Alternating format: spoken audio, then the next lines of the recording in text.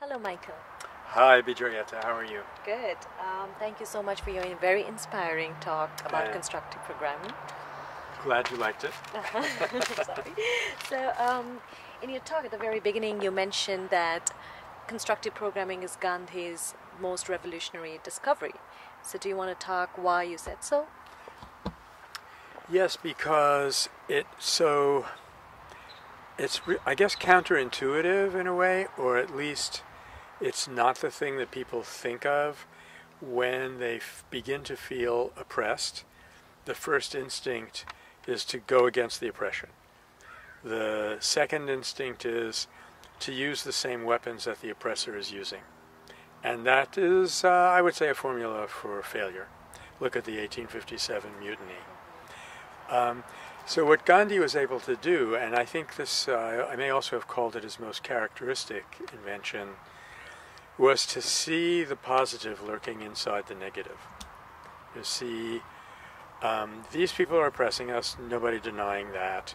They're using physical force, obviously, but what are they taking away from us? What is there here inside of us that we're not using? So the fact that he's, in a sense, turning inward for resources, and the fact that he's looking to positive ways of solving the problem, even though the problem itself is negative and it comes from outside, that was a stroke of genius. Now, Martin Luther King would later say, we have to be able to cooperate with good as well as non-cooperate with evil. But what he mainly meant was that when the opponent does something good, you cooperate with it.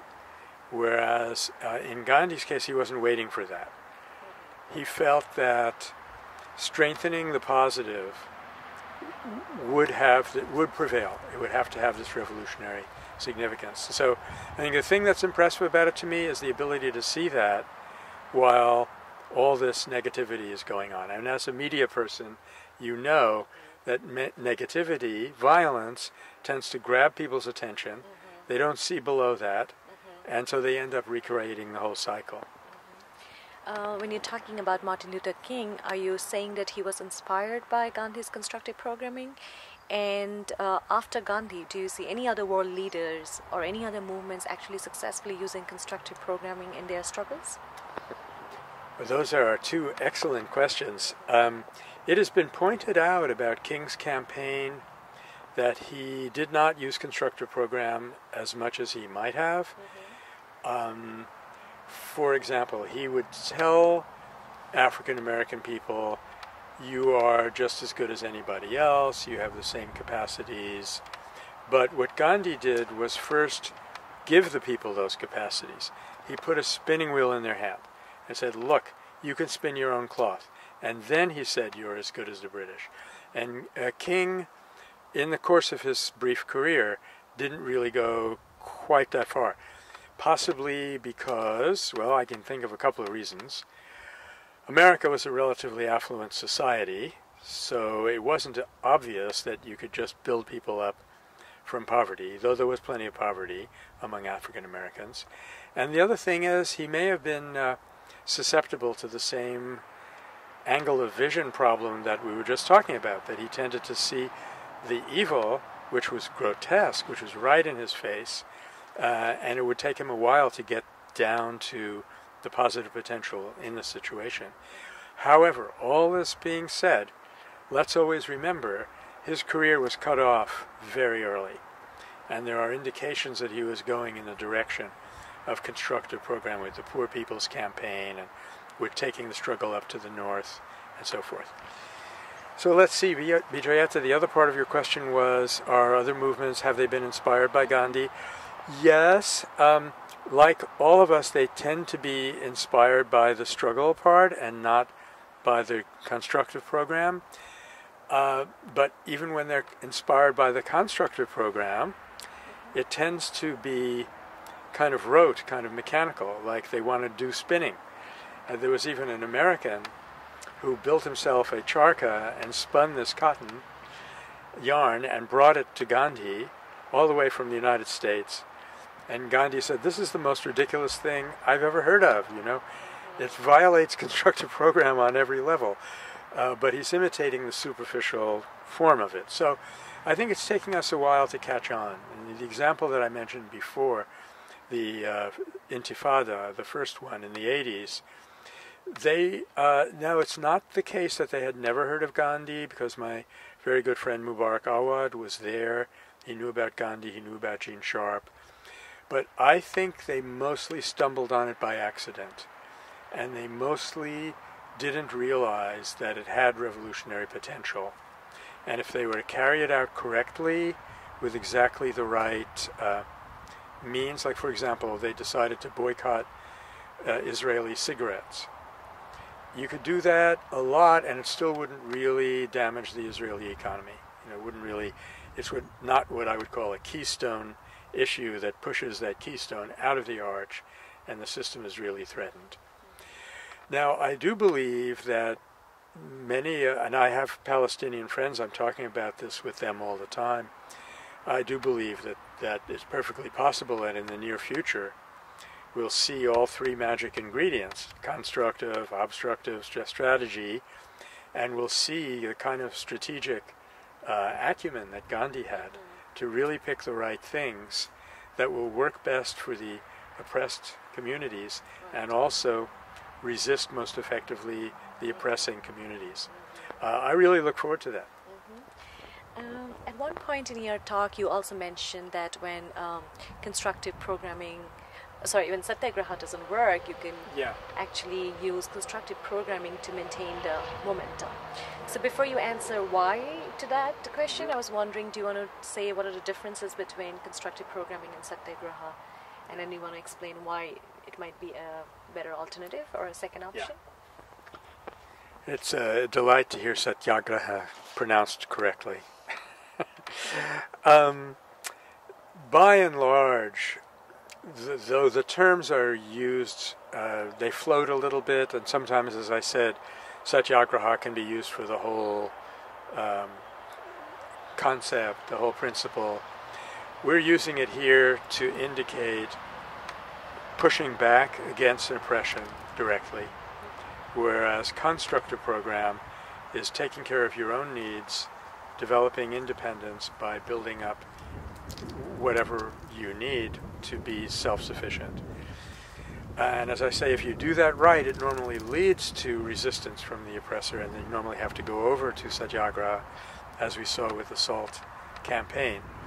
But the difference basically is that in one case, you're doing for yourself what you need, and in another case, you're getting somebody else to stop what they're depriving you of or doing to you. And obviously, I didn't mention this before, but if you stop to think about it, obviously, constructive program would then be more accessible.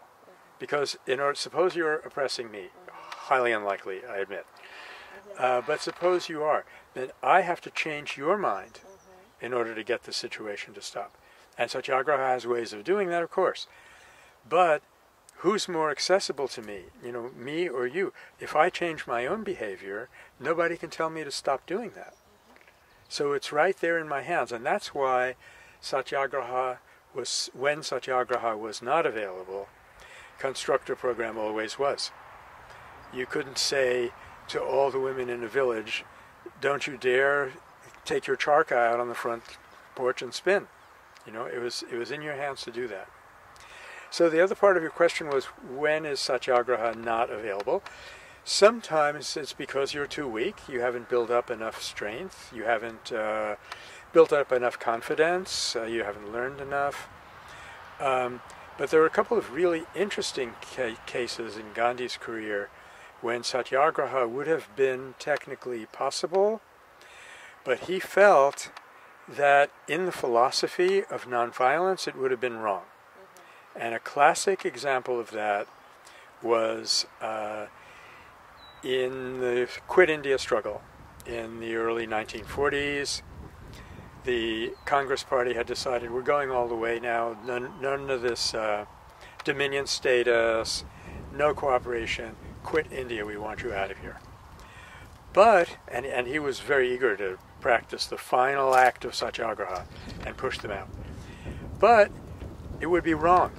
because the British were preoccupied with World War II. And he had a principle, I'm really glad we're getting into this. The principle was called non-embarrassment. Because for him, a nonviolent struggle was a conversation, but not in words. It was a conversation in actions. This is what we call today the propaganda of the deed. So how can I converse with you if you're looking over there, you know, talking to Oshin or somebody else? So he would never take advantage of an opponent by embarrassing them, and he would never try to get their full cooperation when they couldn't pay attention. So he did that in Quit India. He also did a similar thing at the climax of the South African campaign. There was a strike of the railroad workers, who were all European.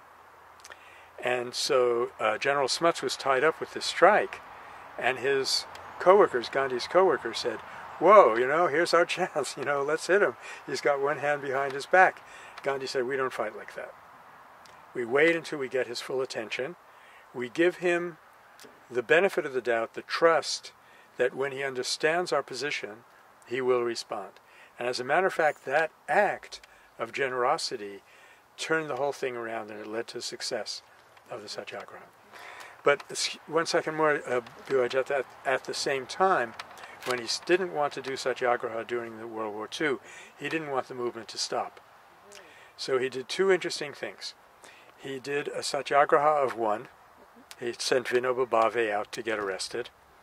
And an Indian came to him and said, what is really going to take now to get the British out of here? And he said, phenomenal progress in spinning.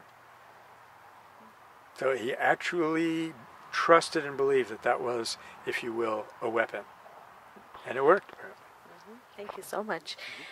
So we have, you said, you showed a lot of examples of constructive programming working with Gandhi, and also in some ways inspiring other movements. Yeah. But if we were to apply it or use it in our contemporary society, how and what would be those criteria?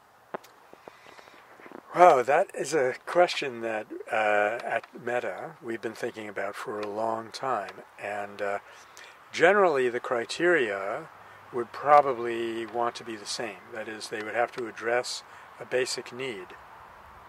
And they would have to do something which really grants us independence from the oppressive system, which, let's say, for purposes right now we'll call the corporate domination, corporate rule, and make it impossible for that rule to continue and carried out in the long run.